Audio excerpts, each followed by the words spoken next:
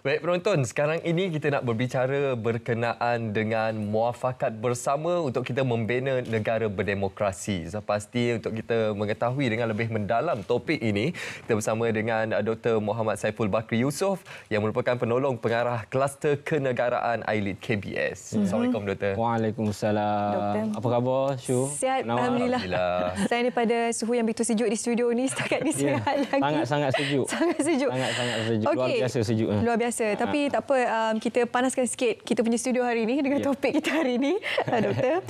Muafakat bersama bina negara berdemokrasi sesuai dengan keadaan juga situasi semasa sekarang ini. Kita sedang menghadapi PRU yang ke-15. Pengundiannya akan dilaksanakan pada 19 November nanti. Jadi untuk kita bercakap berkenaan dengan muafakat, kita sebagai negara yang majmuk, kita ada Melayu, Cina, India majoritinya. Bagaimana sebenarnya untuk kita mendekatkan setiap masyarakat ini ialah dalam konteks kita menghadapi pilihan raya umum yang ke-15 nanti. Baik, pertama sekali saya nak ucapkan terima kasih kepada SPM atas jemputan pada pagi ini. Bila kita bercakap soal muafakat melibatkan konteks negara kita, kita kena berbalik kepada asas bagaimana pembentukan negara kita ini. Yang pertamanya kita kena faham bahawa asalnya dulu kita ini mempunyai negeri-negeri yang akhirnya digabungkan pada tahun 1948, maka membentuklah Persekutuan Tanah Melayu, melibatkan 9 kuasa Melayu ataupun negeri Melayu dan 2 negeri selat, iaitu Pulau Pinang dan Melaka. Kemudian proses itu kita mendapat kemerdekaan pada tahun 1957, maka daripada asasnya perjanjian Persekutuan Tanah Melayu itu, maka kita wujudkan pula persekutuan, perlembagaan persekutuan kita. Dan sehinggalah pada tahun 1963 proses untuk kita membentuk Persekutuan Malaysia itu, yang mana pada tahun 1962 cadangan dikeluarkan oleh Tunku Abdul Rahman ketika itu untuk menyatukan bukan sahaja Persekutuan Tanah Melayu tetapi juga melibatkan Borneo Utara, negeri Borneo, termasuk Brunei dan juga Singapura, dan akhirnya pada tahun 1963 terbentuklah Persekutuan Malaysia yang kita raikan setiap 16 September setiap tahun. Sehinggalah pada tahun 1965 Singapura mengambil keputusan untuk keluar daripada Persekutuan Malaysia. Jadi ini adalah asas pembentukan negara kita. Umum ramai orang tahu bahawa pembentukan Persekutuan 1963 ini tidak ada lain melainkan yang pertama, kita nak membasmi pengaruh komunis yang pada ketika itu sangat hebat. Sebab kerajaan British pada ketika itu khususnya di Borneo, di Sabah, Sarawak dan sebagainya melihat bahawa pengaruh komunis ini terlalu besar. Selain untuk kita mengimbangi penduduk dan juga kita untuk meningkatkan kuasa politik dan juga sosial dan juga ekonomi pada ketika itu. Jadi saya melihat bahawa gabungan negeri-negeri ini membentuk satu gabungan yang begitu hebat dalam soal kita nak menjaga sosioekonomi penduduk yang 32 juta rakyat kita ini dalam pelbagai kaum. Ini adalah satu perkara yang unik yang terdapat dalam negara kita, yang barangkali tidak ada di tempat lain. Kita ada Melayu, kita ada Cina, kita ada India. Kalau di Sabah dan Sarawak kita ada pelbagai etnik. Ini adalah satu aset yang begitu baik. Maka sebab itu saya melihat bahawa hubungan ini harus dijaga untuk memastikan muafakat ini kekal sampai bila-bila. Sebab ini adalah tradisi kita dan inilah sebenarnya formula dalam soal kita memastikan negara kita ini sentiasa berada dalam keadaan aman, peace and harmony. Maka kita melihat bahawa apabila kita ada perlembagaan, bahawa kita ada rukun negara, kita ada perjanjian Malaysia 1963, ini perkara-perkara yang saya lihat boleh membantu dan memastikan bahawa masyarakat yang majmuk ini hidup dalam keadaan rukun dan damai. Ini perkara pertamalah yang perlu kita faham. Bagaimana soal kita mahu menjaga rukun dan damai masyarakat kita yang berbilang kaum seperti mana yang Syu katakan tadi. Itu perkara asasnya untuk kita memahami bagaimana terbinanya negara bangsa bernama Malaysia ini berlandaskan perlembagaan persekutuan dan juga rukun negara. Jadi tunjang utama kepada kita semua.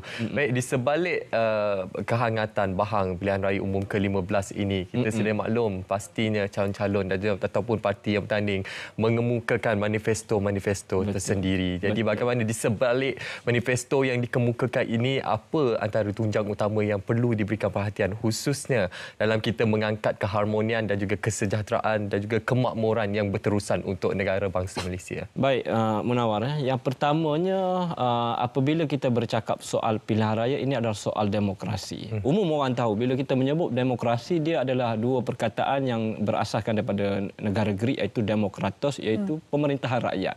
Tetapi kita kena faham bahawa demokrasi dalam negara kita ini tidaklah secara mutlak. Benar, rakyat diberi mandat setiap 5 tahun sekali untuk memilih kerajaan dan sebagainya. Tetapi yang paling atas dalam sistem pemerintahan negara kita adalah perlembagaan persekutuan dan juga institusi raja.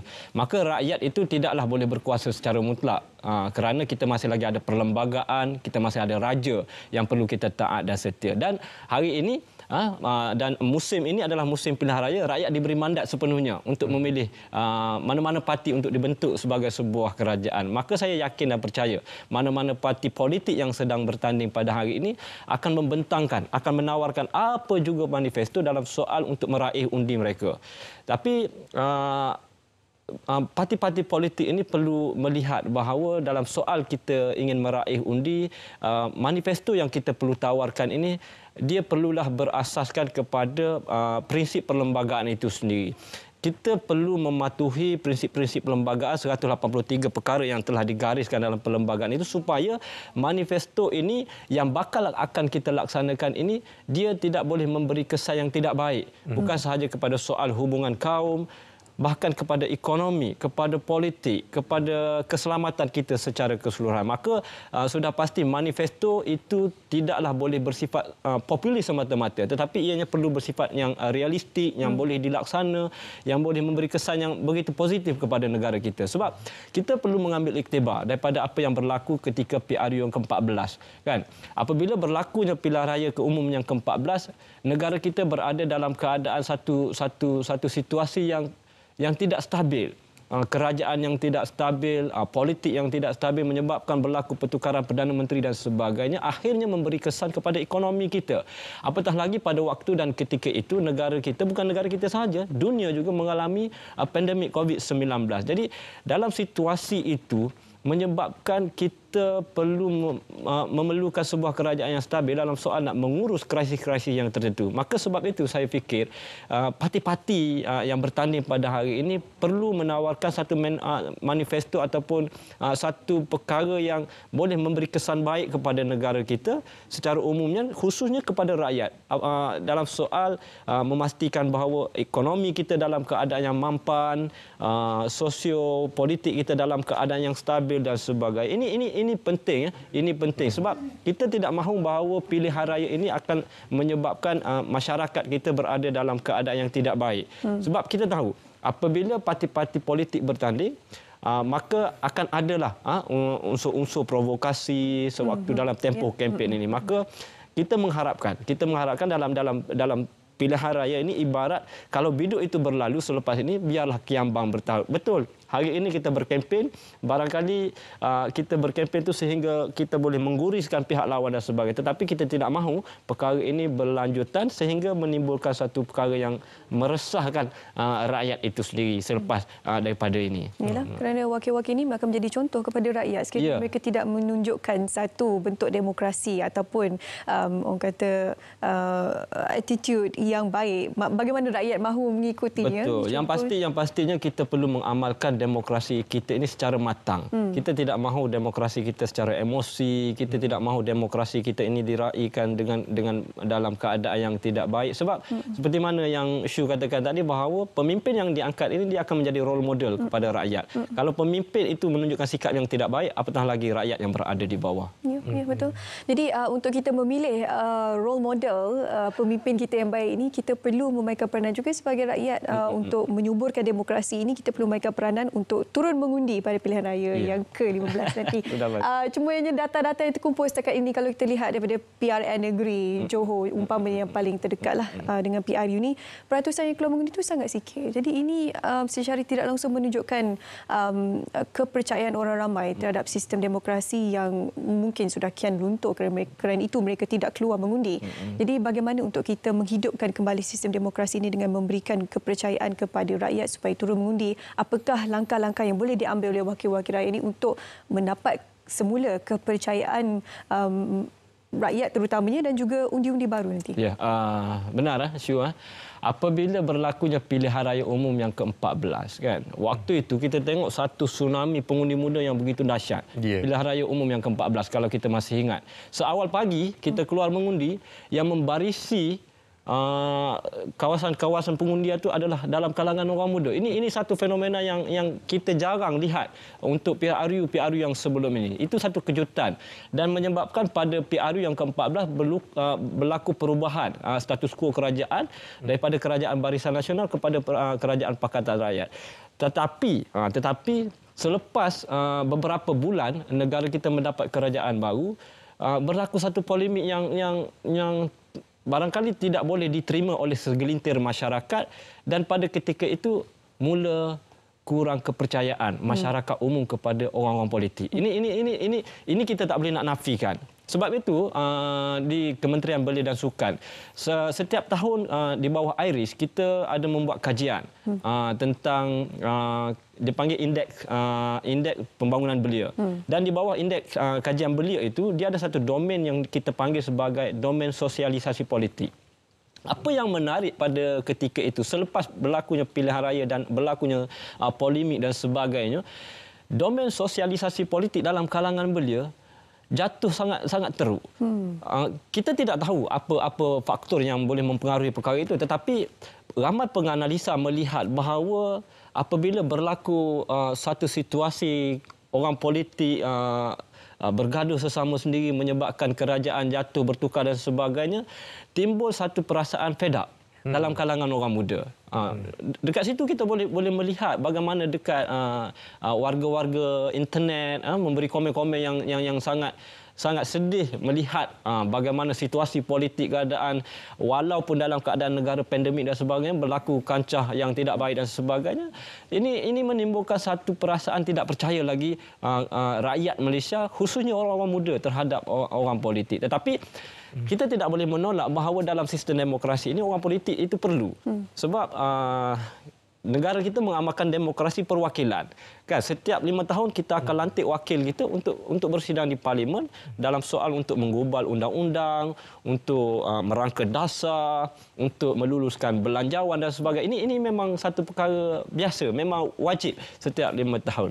Tetapi apabila kita melihat apa yang berlaku di 2 PRN, 3 PRN, satu di Sarawak, kemudian kita terus kepada PRN di Melaka dan akhir sekali di Johor sebelumnya bubarnya parlimen.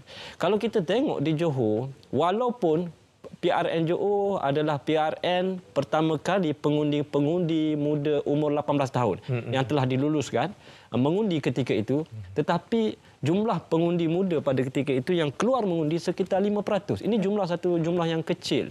Ini perkara yang perlu kita lihat, bagaimana sepatutnya demokrasi ini perlu kita raikan secara beramai-ramai, apatah lagi golongan-golongan muda yang diberi peluang berumur 18 tahun sudah boleh mengundi dan boleh menjadi calon dalam pilihan raya. Tapi ianya amat malang pada PRN Johor apabila sekitar 5% sahaja yang keluar mengundi. Maka sebab itu saya melihat parti-parti politik pada hari ini perlu menarik sokongan orang-orang muda ini, bukan soal keluar menyokong mereka, tetapi perkara pokok keluar mengundi itu terlebih dahulu. Dan saya cukup yakin banyak agensi-agensi kerajaan sebelum ini yang telah membuat pendidikan tentang pilihan raya, pendidikan tentang undi 18 dan sebagainya, termasuk juga KBS sendiri. Memang kita ada program-program dalam soal kita nak memberi penerangan tentang sistem demokrasi, apa itu mengundi dan sebagainya. Termasuk juga SPR itu sendiri yang mempunyai akademi pilihan raya yang juga mendidik orang-orang muda untuk keluar mengundi. Maka sudah pasti dalam pilihan raya umum yang ke-15 ini saya yakin bahawa orang muda mungkin ada minat untuk keluar mengundi. Apapun kita tengok, kita akan lihatlah pada 19 bulan nanti. Itu sama-sama kita nantikanlah untuk hari pengundian 19 November kelak. Sebab kita tidak mahu aspek kelesuan politik ini terus menjadi dilema yang membelenggu masyarakat Malaysia, khususnya dalam kita meniti pilihan raya umum ke-15 ini. Baik, bila kita bercakap berkenaan demokrasi ini, adakah satu keperluan untuk kita melaksanakan monitoring demokrasi ini, khususnya untuk masyarakat di luar sana ataupun rakyat di luar sana yang telah pun memberikan mandat untuk mereka memilih pemimpin yang benar-benar berjiwa rakyat, pemimpin yang benar-benar mendengar, bukan sekadar mendengar tapi juga menyelesaikan isu-isu permasalahan masyarakat setempat, tapi dalam masa yang sama juga mengutamakan kepentingan rakyat berbanding kepentingan peribadi. Jadi apa antara cabaran utama untuk wakil rakyat berdepan dengan masyarakat di luar sana, khususnya dalam PRU 15? Baik, terima kasih Munawar. Soalan ini soalan yang pada fikir saya cukup bagus. Ini adalah satu cabaran kepada orang-orang politik ataupun pemimpin-pemimpin yang akan dilangkat pada selepas pilihan raya umum yang ke-15 nanti. Yang pertamanya kita kena ingat bahawa landscape pengundi sudah berbeza. Kalau sebelum-sebelum ini barangkali kita tidak ada satu platform yang mana memberi akses yang begitu cepat kepada pengundi-pengundi. Tetapi hari ini kita kena terima hakikat bahawa social media itu memainkan peranan yang cukup besar, menyebabkan pengundi-pengundi yang berada di bawah ini orang yang celik mindanya. Dia boleh akses kepada semua maklumat. Dia boleh tahu apa sahaja. Kalau sebagai contoh hari ini Munawar diangkat sebagai calon, maka tanpa mengambil masa yang lama, orang dah boleh selidik dah siapa Munawar ini sebenarnya. Apakah dia mempunyai track record yang baik dan sebagainya. Maka saya cukup pasti apabila seseorang individu itu akan diangkat oleh rakyat ketika mandat yang diberikan dalam pilihan raya nanti, mereka ini akan dimonitor, akan dipantau oleh pengundi-pengundi mereka masing-masing. Dalam tempoh 5 tahun ini adalah satu tempoh yang panjang. Sama ada mereka ini betul-betul berkhidmat ataupun hanya sekadar menjadi ahli politik biasa yang tidak memberi apa-apa manfaat kepada masyarakat. Maka sebab itu, ahli-ahli politik selepas ini ataupun pemimpin-pemimpin yang diangkat, mereka perlu menawarkan satu manifesto yang mempunyai KPI yang jelas. Dia tidak boleh bentang manifesto tanpa ada KPI yang jelas. Sebab KPI itu akan dipantau oleh pengundi-pengundi mereka dan mungkin mereka perlu membentang report card bagi setiap tahun sehinggalah 5 tahun satu penggal itu mereka menjadi wakil rakyat. Maka saya cukup yakin dan percaya bahawa rakyat akan sentiasa menilai. Bukan sahaja menilai dalam tempoh 5 tahun itu, tetapi sebenarnya masyarakat sudah pun menilai mereka ini lebih awal sebelum mereka diangkat menjadi calon. Sebab saya cukup yakin dan percaya bahawa pemimpin-pemimpin yang masuk bertanding dalam pilihan raya ini, mereka telah pun turun bekerja dan sebagainya dalam soal untuk menawan hati pengundi-pengundi mereka. Maka sudah pasti masyarakat sudah menilai sebelum-sebelum ini sama adakah mereka ini layak untuk diberi kepercayaan, diangkat dalam pilihan raya umum yang akan datang, dan selepas ini juga mereka akan sentiasa dinilai. Apakah 5 tahun itu mereka memberi khidmat yang baik untuk dikekalkan dalam pilihan raya yang akan datang.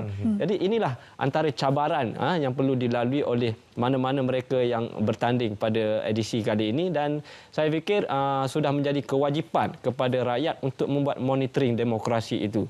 Apakah benar-benar mandat yang kita berikan ini dimanfaatkan sebaik mungkin oleh wakil-wakil rakyat kita, ataupun mereka hanya memerlukan kita di saat apabila bubar je parlimen, inilah nilai kita kan. Jadi saya fikir nilai undi kita ini bukan hanya dalam tempoh kempen, tapi nilai undi masyarakat yang berada di luar ini cukup berharga kan. Kita tidak mahu bahawa mandat yang akan diberikan nanti dikhianati oleh pemimpin-pemimpin yang akan diangkat dan sebagainya. Bila kita cakap dalam konteks untuk membina negara demokrasi menerusi muafakat kita sebagai keluarga Malaysia, masih lagi dalam konteks PRU ke-15 ni, kita bercakap berkenaan dengan wakil-wakil rakyat yang sentiasa mengamalkan konsep politik. politik perwakilan. Jadi bila kita cakap perwakilan ni tak semestinya di belakang tabir itu kita tahu dia melakukan kerja dia sebagai seorang wakil rakyat. Jadi rakyat ingin mengetahui kesemua data-data tersebut. Jadi adakah situasi politik perwakilan ini merupakan sesuatu yang efektif untuk dilaksanakan dalam konteks PRU yang ke-15 ini untuk kita menghidupkan lagi sistem demokrasi dan juga mengamalkan menyuburkan lagi permuafakatan itu? Baik, Syu, apabila kita menyebut soal demokrasi ini, sebenarnya secara umumnya demokrasi ini dia boleh dibahagikan kepada dua. Yang pertamanya demokrasi perwakilan lah, seperti mana yang Syu sebutkan tadi. Demokrasi perwakilan ini seperti contohlah kan, yang kita amalkan pada hari inilah kita melantik suara kita, wakil kita untuk diangkat menjadi wakil suara di Dewan Parlimen ataupun Dewan Undangan Negeri. Dia ada satu lagi demokrasi yang kita sebut sebagai demokrasi partisipasi ataupun disebut partisipasi ataupun demokrasi langsung. Yang ini secara absolut ataupun secara totalnya rakyat yang boleh menggubal undang-undang, merangka dasar ataupun menubuh badan-badan berkuasa melalui referendum ataupun penghutang suara. Ini demokrasi langsung dan ini tidak sesuai di dalam negara kita. Tapi inilah yang sebenarnya yang dimahukan oleh segelintir rakyat di bawah sana. Kalau boleh, rakyat itu berkuasa secara mutlak nak menggubal undang-undang dan sebagainya. Tapi ianya tidak sesuai bagi negara kita yang mempunyai jumlah masyarakat yang begitu besar dan kita ini mempunyai pelbagai etnik. Kalau kita melaksanakan demokrasi langsung itu, barangkali dia akan memberi kelebihan kepada kumpulan-kumpulan yang mempunyai majoriti yang besar. Jadi yang majoriti besar ni apabila dia kumpul referendum ataupun penghutang suara, sudah pasti akan memihak kepada dia. Jadi tidak sesuai kepada negara kita. Maka sebab itu kita mempunyai demokrasi berperwakilan.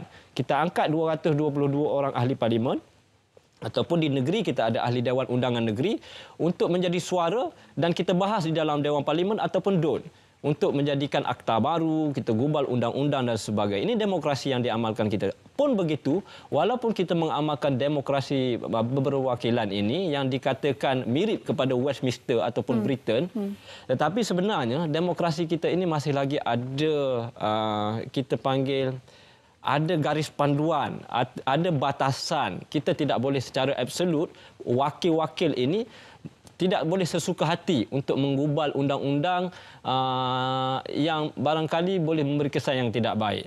Tetapi adalah beberapa undang-undang yang boleh digubal. Sebagai contohlah kita sebut, sebab di atas sistem pentadbiran negara kita ni kita ada perlembagaan dan kita ada institusi raja. Dan institusi raja itu kita ada majlis raja-raja. Ada perkara-perkara yang kita tak boleh nak gubal sewenang-wenangnya tanpa persetujuan majlis raja-raja.